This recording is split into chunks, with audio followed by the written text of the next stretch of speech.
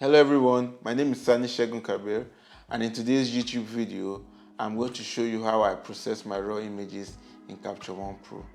So a couple of weeks back, I posted a reel on Instagram and I got a lot of comments with people saying, how did I achieve this result just using the Capture One?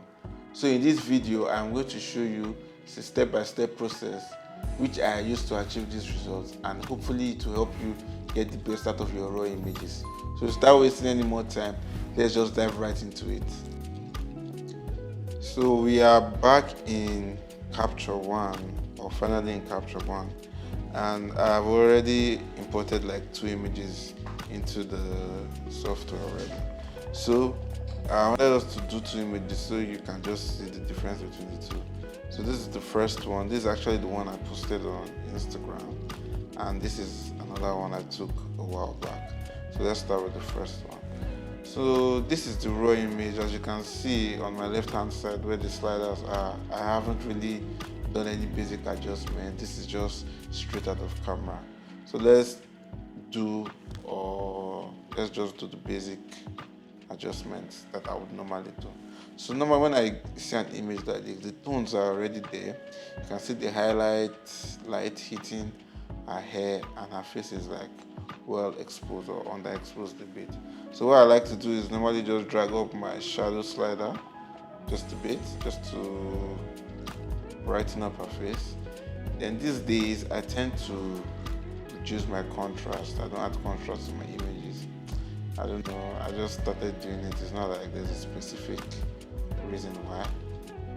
Then added some of the contrasted image. What I would like to do again is normally I can put down my highlights a bit just to see what that does. Okay, not bad.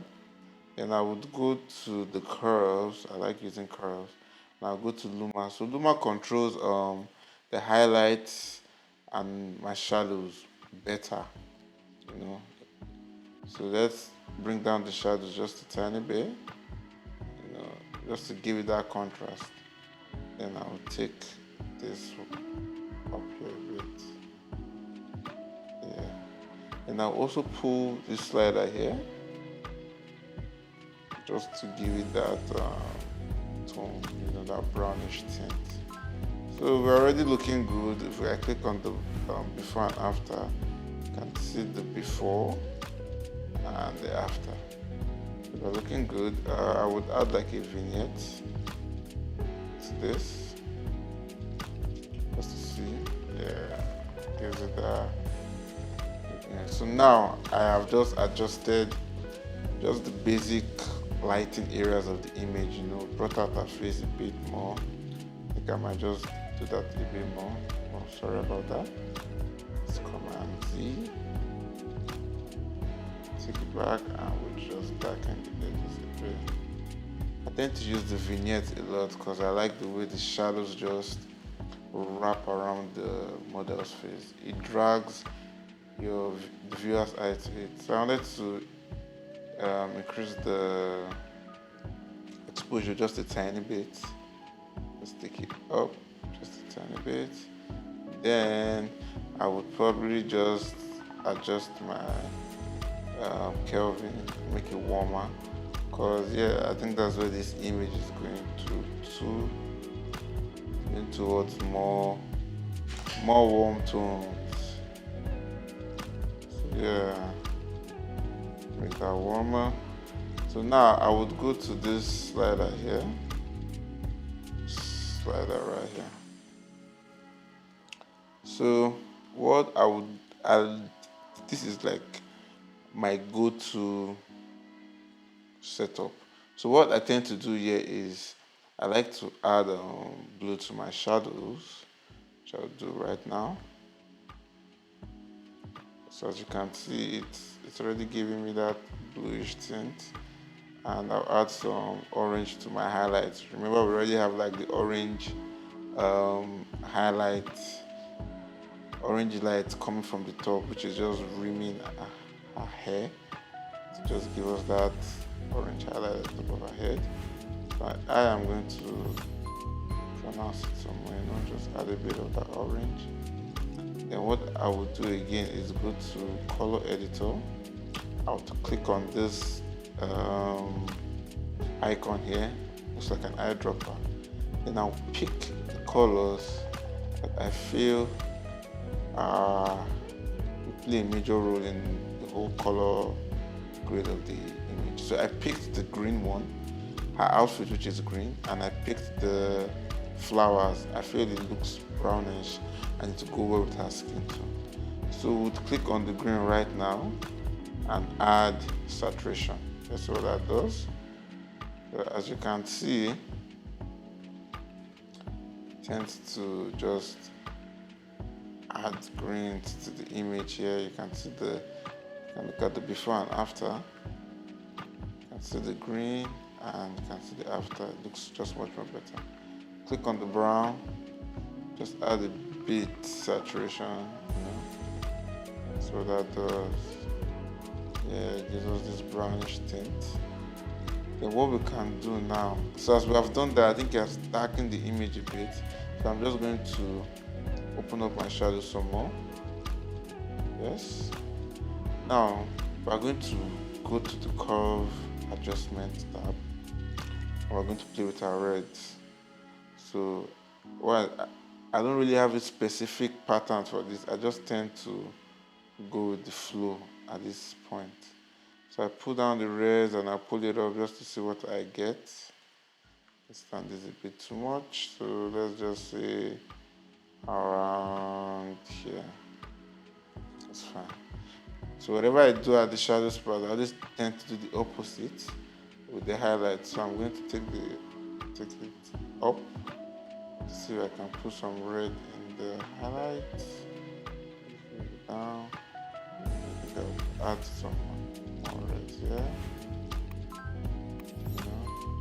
Around here. Okay, like the way it's looking. And I'll go to my greens. Pull some greens, mix it purple, add more greens. I don't really like it. So it's more of like a try and error process. Let's just say I bring it down a bit. Yeah, that's good.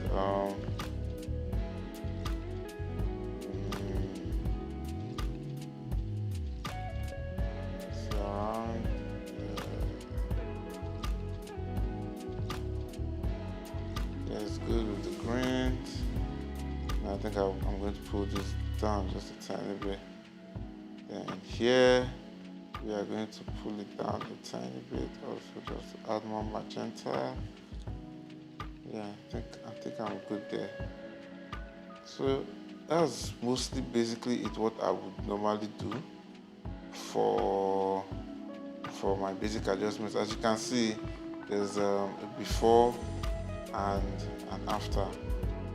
I would want to make this a bit more warmer, so I'm going to adjust my Kelvin all the way, just to give it that warm feel. And yes, this is basically it.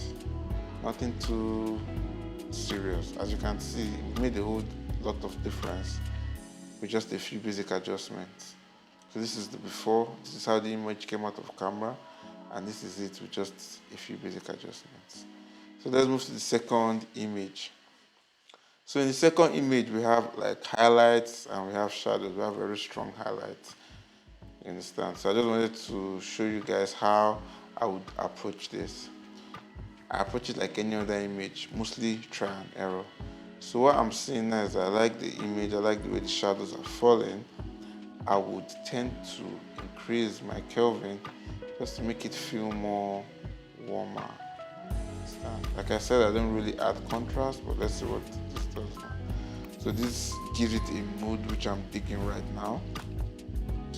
I'll just add 12. Yeah, see that. Small saturation, And I would, so these two sliders right here now, this white and black. The white affects just the white side, just affects the whites in the image, and the black affects just the blacks in the image, which is a very powerful slider. So what I'm going to do now, let's say I want to darken her, what she's wearing now. Because of how the image is, there's strong highlights and there are strong shadows. I can just darken her outfit, which will bring out the highlights even more. I would open up her shadow just a bit, just to see her figure. Understand? I won't reduce the highlights because I like how strong they are. Then I will go to the Luma Curve. Luma Curve, I'll just drag down at the shadows part and drag up at the highlights part. We are now going to add a vignette at one point. Looking very good. So I would go to my greens and see if I pull down whether I would like it, or if I pull up. So that's too much red for me. I would rather just go down a bit, introduce some greens into the image. Then maybe add some red in the shadows. I'll go to my green. Let's see if I add some magenta. I could add just a tiny bit. Yeah. So now I'm going to go to the slider where we have the three-way. So like I did with the other image, I'm going to put my shadows here with blue, just to give that tint. So there's the blue, then my highlights with orange. So this orange and blue is like the basic cinematic lighting setup. I normally use this for all my images. Just make sure we get that orange, yeah. So add the orange. So immediately with that, I'm sure you can already see the difference to the before. Look how it looks now with just that adjustment.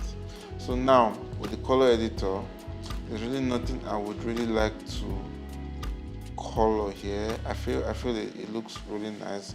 What I'll probably do is just add an extra, I'll color grade it in Photoshop. But right now I feel like right here the adjustments that I've made is pretty good. I tend not to go overboard with these adjustments because I still want my pictures to look realistic, and I want to give myself room in Photoshop to adjust the necessary things. So I will advise you not to go too hard on these adjustments and just make them as basic as possible. So yeah, these are the two images right now. Let me show you the before and after first one more time. So this is the before, this is the after. Before and the after.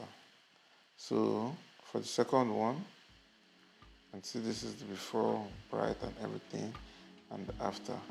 Looks more mysterious, more dark, more moody, like my style. So guys, that's how I process my raw images in Capture One. I hope you'll be able to learn one or two things, and you can also add that to your skill set.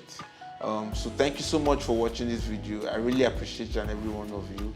Don't forget to like, share, and subscribe, and I'll catch you with the next video. Peace.